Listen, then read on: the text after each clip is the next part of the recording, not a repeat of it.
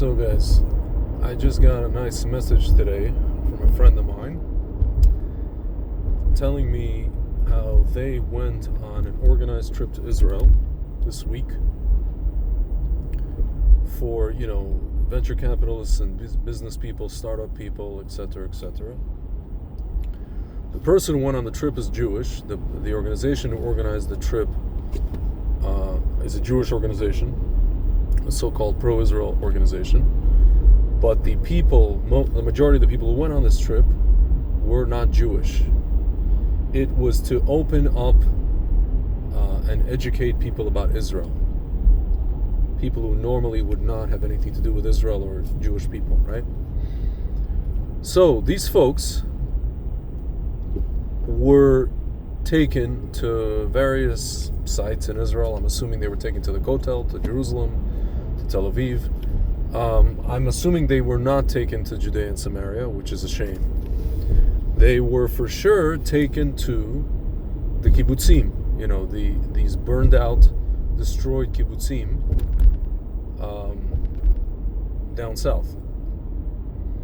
And it was explained to me, I was made to understand by this person that went on this trip, the Jewish person, that a few of the people on the trip said, to the tour guide, to her, how do you expect me to empathize with the victims of this massacre,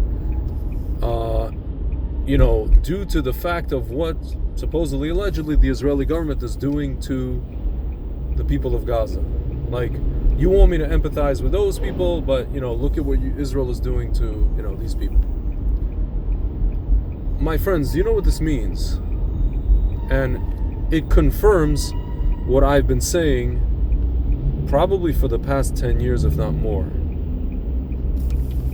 Something very simple, guys. That the so-called pro-Israel, Hasbara, Israel advocacy, quote-unquote, space, has been hijacked by people who do not mean well. Either they are misguided, or they specifically do not mean well. They are Erev Rav, my friends. Instead of showing people the history of the Jewish people in Israel, instead of showing people Torah, instead of showing people how this whole story of the Jewish people connects us to the land of Israel, and how our enemies, the enemies that did this to us in this most recent version or incarnation of many attacks that they've waged in many different forms, from many different, under many different banners, right? Before it used to be Arab countries, Arab nation states, and then they realized they can't do it to us militarily, so now they created this whole nationalistic movement called the Palestinians. It's just a bunch of Arabs, Egyptians, and Saudis, and Yemenites, and Iraqis living in the land of Israel, which was conquered by Islam, right? Folks, this is what this is. Nobody says this, but this is what this is. And but instead of talking about the history of that, and also how we didn't steal anything, how we bought most of the land that we have in modernity, how we built it up since the 1800s, instead of talking about that, my friends, all the so-called Israel advocacy space and the people in it are doing is what? They are engaging in what's called the Oppression Olympics. Who is more oppressed? Let's talk about the Holocaust. We had a Holocaust. Folks, yeah, we had a Holocaust. Folks, do you know that the people who, when we tell them about that we had a Holocaust, there are a lot of people who literally deny that there was a Holocaust, or if they don't deny it, they say, yeah, good, and there should be another one. And there's not 6 million of you should be killed. All of you should be killed. Or the people that deny the Holocaust say that, yeah, there was none at that time, but there should be one now, right? So either way you slice it, they want one, right? And they want all of us in it, all around the world, my friends, okay? So if you ask the majority of Jews, this happened 10 years ago, I'm sure the same answer would be given now, actually 12 years ago. The majority of Jews in America, how do they identify with their Judaism? The number one answer, what's that show, Family Feud, Survey says, folks, if we had a survey, if we had a like the survey says thing from Family Feud for this question, the number one answer would be remembering the Holocaust. You can go look this up, my friends. The number two answer, I think, was like I think it was like humor, or number two was maybe like something like fixing the world, tikkun olam, or being a good person, whatever the heck that means, right? According to whatever standard different people set for themselves, right?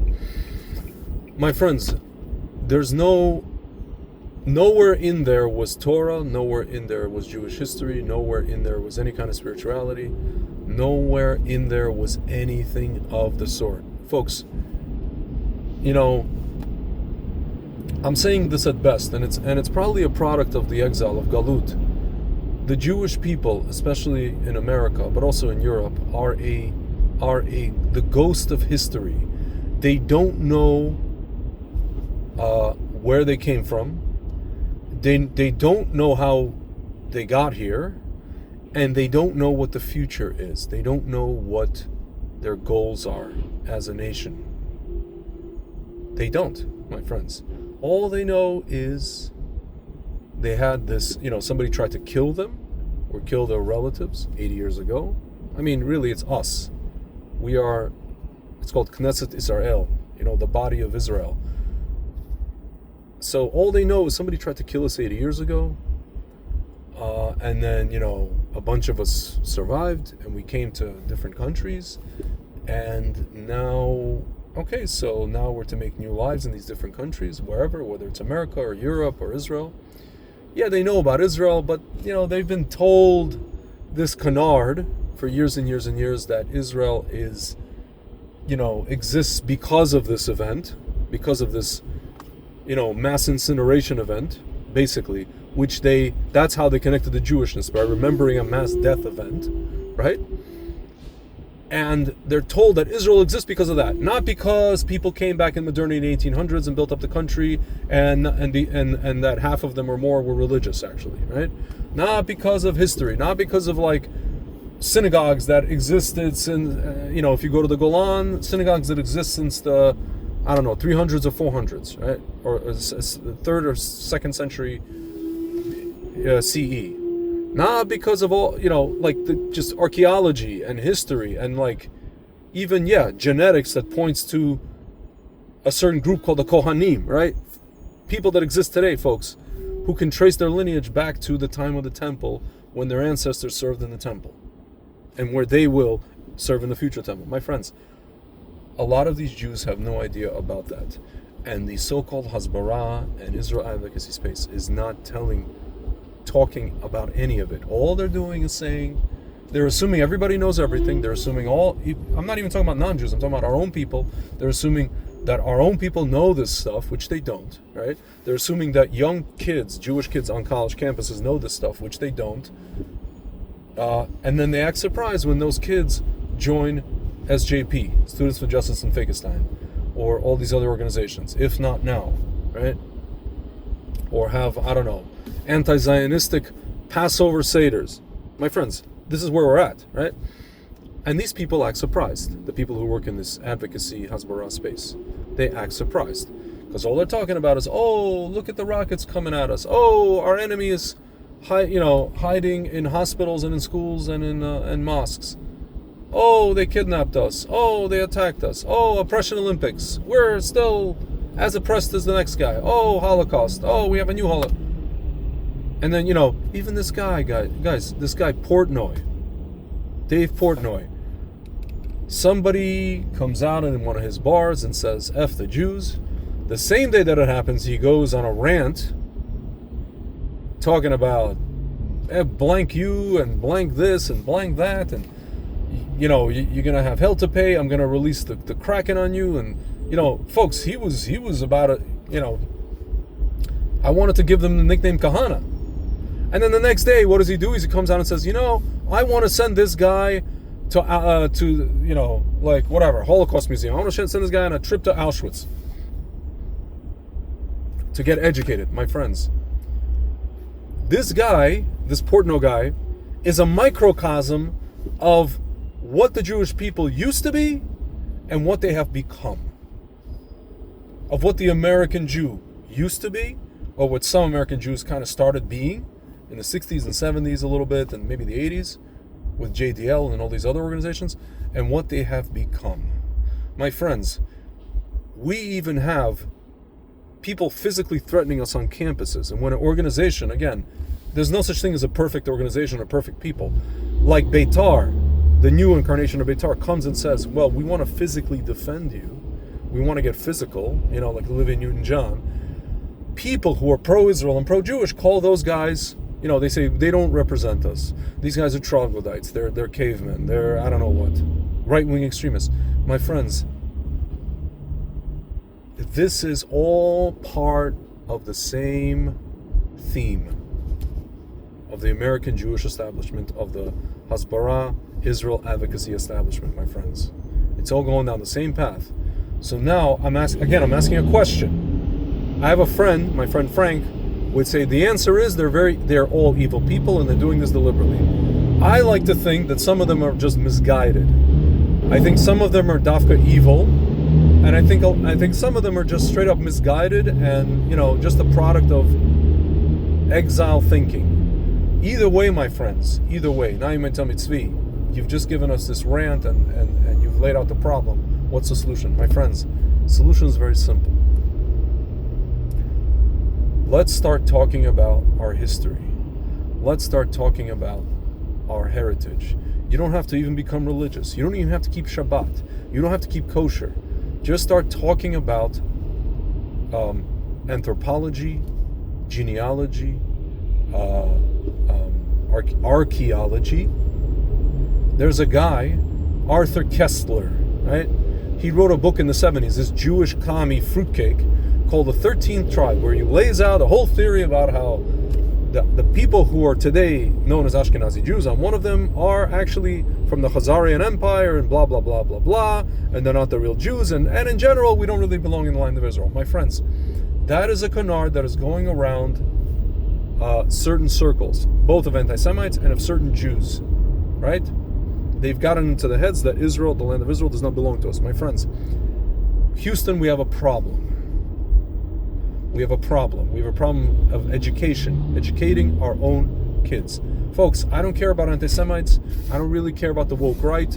I don't care about all these orcs who you're never gonna, reprogram anyway. These are people with garbage in their soul, if they even have one, right? I care about our kids.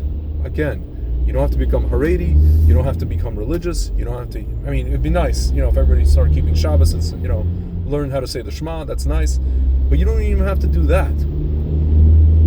But just know who you are and where you come from. You come from Judea and Samaria. You come from people that lived in that land 2,000, maybe even more, 3,000 years ago, who have outlived all of these empires. When we sit, Baruch Hashem, most Jews, even the ones who are not connected, sit every year on Passover, and we talk about all of these nations, and we talk about all of these, the Egyptians. But it's not just the Egyptians, guys. It's been everybody since them. All these great empires. And we outlived them. And we're still the same people as we were at that time. It's the same people, an unbroken, at the very least, genetic chain. Because, guys, I come from Soviet Union. There was, unfortunately, in my family, a broken chain in terms of Torah, right? I had to go and retrieve it. I'm retrieving it, my sister is retrieving it, my parents at some level are trying to retrieve it. It was broken with, my grandparents and some of their parents, some of my grandparents. For sure with my grandparents, that's where it got cut off. With a lot of people, it stopped at their parents as well. And it actually stops with them, right? Some of us are retrieving it. But guys, in general, there's an unbroken chain. Since, yes, Har Sinai. Since, and if you're talking about land, yes, since the land of Israel. There are Jews who never even left Israel ever. Most of the Jews did, because we were kicked out. Yemenite Jews. Here's a fun factoid. Yemenite Jews were kicked out after the first temple. They left after the first temple. They went to Yemen. Right? That's an archaeological and historical fact. You can ask even the most, apathetic or even anti-Israel professor. That's a fact, my friends. Unless he's just lying to you. Some of them do. My friends, and now you can come and tell me, well, Tzvi, none of this is sexy. You know what's sexy? Sexy ladies talking about oppression Olympics, or, whatever, talking about how Israel is the LGBTQ capital of the world. Folks, you see what happens when we do that. They accuse us of pink washing. Who cares? I'm not against this stuff one way or the other. Do you, boo-boo? But nobody cares, right?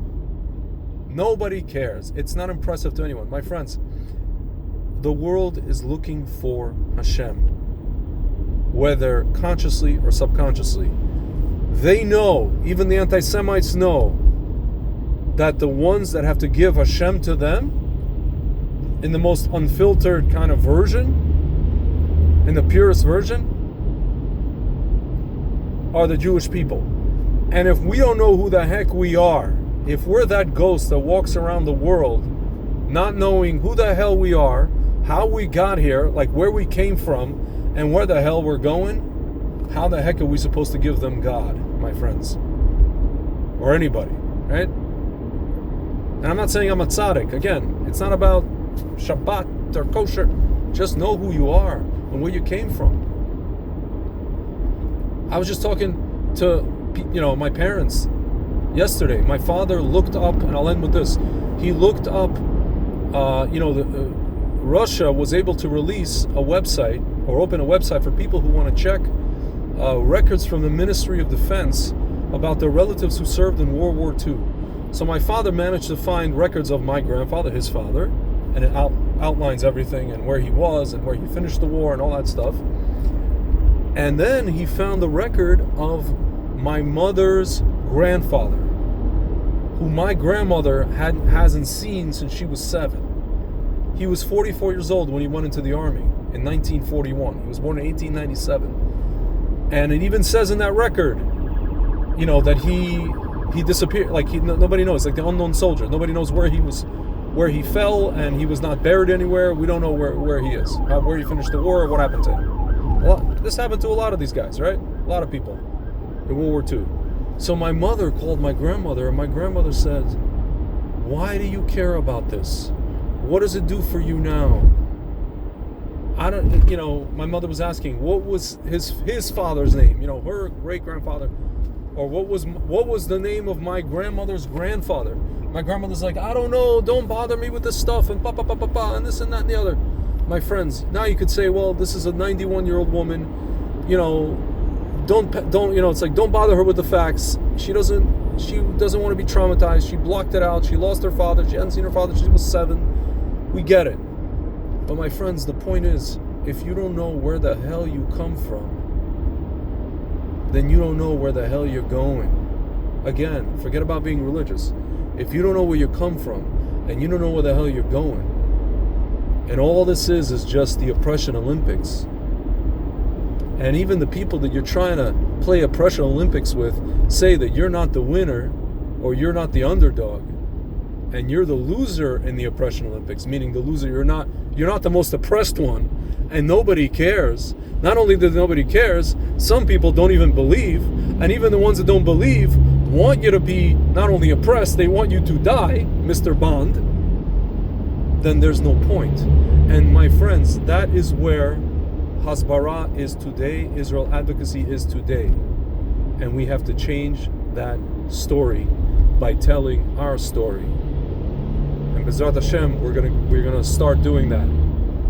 People are already looking into it. If there's one thing if there's one positive thing that came out of October 7th, people are now looking into that. They're looking into their story. They're looking into, people like Michael Rappaport is a perfect example, going to Israel and going on these tours to, Judea and Samaria. A celebrity, right? Jewish celebrity. One of the few. Most of these guys, I'm sorry to say, have been quiet. Larry David, the one time he spoke out was about Trump. So, my friends, we are slowly waking from our slumber.